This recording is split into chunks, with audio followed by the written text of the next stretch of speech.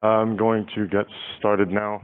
This will be a pretty short little vocabulary lesson. All the vocabulary lessons I think are only going to be like 6 words moving on, so it shouldn't be too many. At the end, just take notes on these so you can write your own sentences for these as well.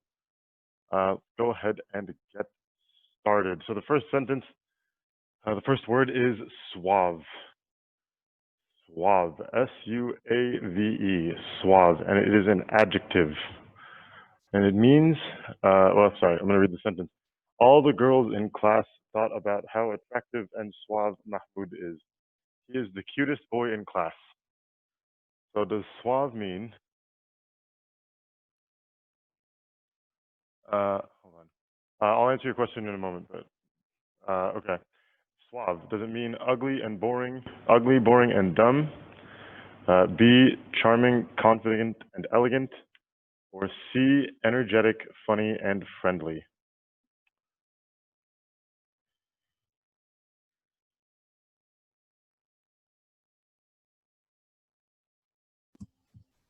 Anyone have a guess? A, B, or C? B, good job, Doya. Charming, confident, and elegant. Suave means charming, confident, and elegant.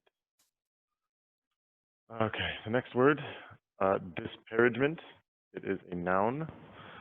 This word is disparagement. And the sentence says, it is very common for critics of the government to speak about the things they don't like with disparagement. Does disparagement mean A, the act of speaking about someone or something in a negative or disapproving way? B, the act of speaking about someone or something in a positive and supportive way? Or C, the act of speaking about somebody or an apathetic or careless way? Ziad is correct. It is A. Disparagement means the act of speaking about someone or something in a negative or disapproving way. Good job. So if you are saying something bad, or if you're speaking out against the government, or you're speaking out against a movie or a person, then you are disparaging that person. Disparagement. Okay. Next word is exalt. The past tense is exalted, and it is a verb. So the sentence says, all the soldiers that came back from fighting in the Crusades were given an exalted status. They were regarded as heroes and were rewarded with high honors and status.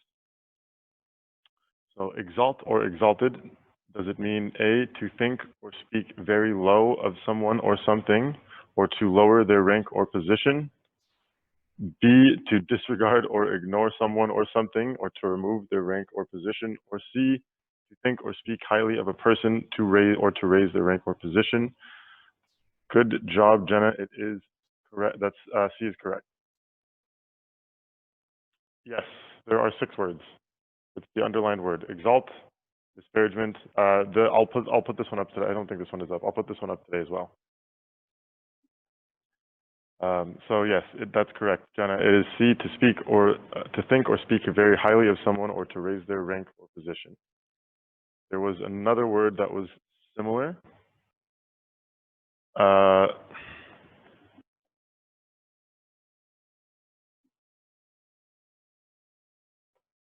There's another word that was similar that we used before, like commend is similar to exalt. Okay, I don't know what happened here. Oh, did somebody else join the? Okay, whatever. Commend is similar to exalt, or praise. It's like praiseworthy is kind of a similar thing. So exalt is to raise someone's rank or position, or to speak or think very highly of someone. Haggard, this next word is haggard. It is an adjective.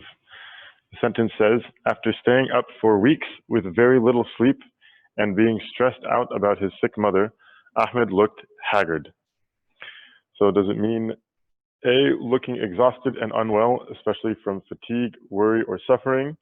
B, looking excited and happy, especially after coming back from a vacation? Or C, looking clean and refreshed, especially after exercising? Yes, you are both correct. It is A, looking exhausted and unwell, especially from fatigue, worry, or suffering.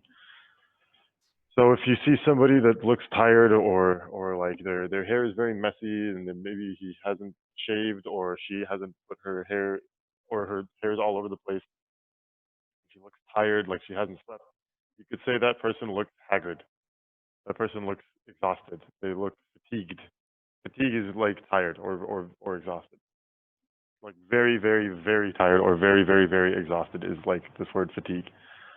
So yes, haggard means exhausted, unwell, fatigued, or from worry or suffering.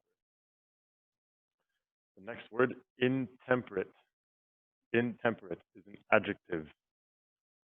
The sentence says, a lot of people become intemperate after drinking too much alcohol. They will usually act very foolish and might even make a bad decision they will regret later. Does it mean A, having or showing perfect control and moderation, B, having or showing a lack of self-control or immoderation, or C, having or showing complete honesty and candidness? Yep, you are both correct. Again, the answer is B, having or showing a lack of self-control or immoderation. This word is intemperate. So just to give you an idea, if this word is intemperate and it means a lack of self-control, if you remove these first two letters, IN, and you just have the word temperate, what do you think temperate means? Temperate would mean having or showing perfect control or moderation. So yeah, good job. So this word here, if you put in at the beginning of a word, this is called a prefix. You guys learned about prefixes? Spelled like this, prefix. If not, I will make sure to have a lesson on them. Okay, Jenna knows. I'll make sure to have a lesson on them at some point. But there are some like words like in or un or this, whatever it is. When you put them at the beginning of a word, it can change the meaning of the rest of the word. So this word here, it has the prefix in, temperate, which means a lack of self-control, because temperate would mean perfect control or moderation. We have one more word here. This last word is vagrant.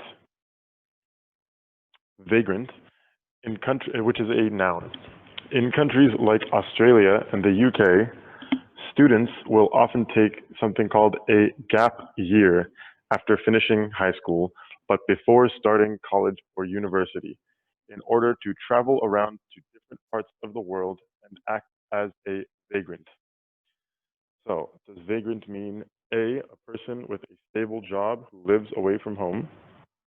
B, a person without a settled home or regular work who wanders from place to place and lives by begging? Or C, a person who moves to a new country and becomes a volunteer worker in hospitality? C. So, okay, this one is a little bit confusing. C is something the person could do, but that is not necessarily what a vagrant does. A vagrant is someone without a settled home or regular work who wanders and lives by begging. Yes, B is correct. If you move to a new country and you work, you're not really a vagrant. You're more like an immigrant. You emigrated to a new country to work, whatever the job is. If it's hospitality or whatever. If you move to a new country to work, you're not a vagrant because you still have a job. If you are a high school student and or if you are like young, like your age, and you finish, high school, but you don't go to university yet, and you travel around, and you don't work, then you are a vagrant. If you work, then you're not a vagrant. You are just somebody who travels around and works. Another way of talking about vagrant is could be homeless. That's something in the U.S. people can, if they are homeless, you can actually be fined. You can get a ticket you can get a ticket or a fine for being homeless, and it's called a vagrancy ticket. It's ridiculous. They fine you for being homeless in the United States, but it's called vagrancy. or vagrant. So there's just 6 words. It's not a lot, pretty simple. I want you to come up with some sentences for these words, at least one. If you do 2, I'll give you bonus credit. The words are suave, disparagement, exalt, or exalt. I think the easiest way to use it is by saying exalted, but say exalt also. This is actually a good example of how to use an infinitive. If you put to in front of it, to exalt someone is a good, interesting way to make use of infinitives. You were here earlier. Haggard, intemperate, and vagrant. And I've got some questions.